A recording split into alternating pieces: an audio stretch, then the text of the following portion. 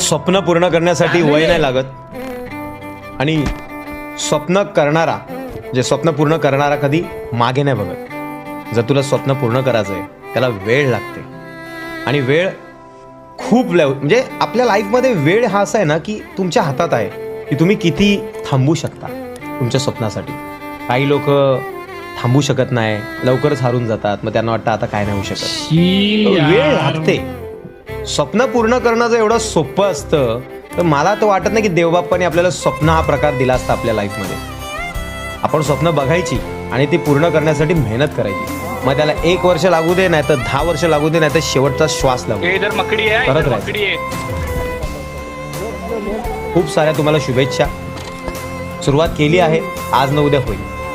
ते कुठलंही स्वप्न असू दे लाईफमधलं, तुमचं रिलेशनशिपचं असेल, लाईफचं असेल,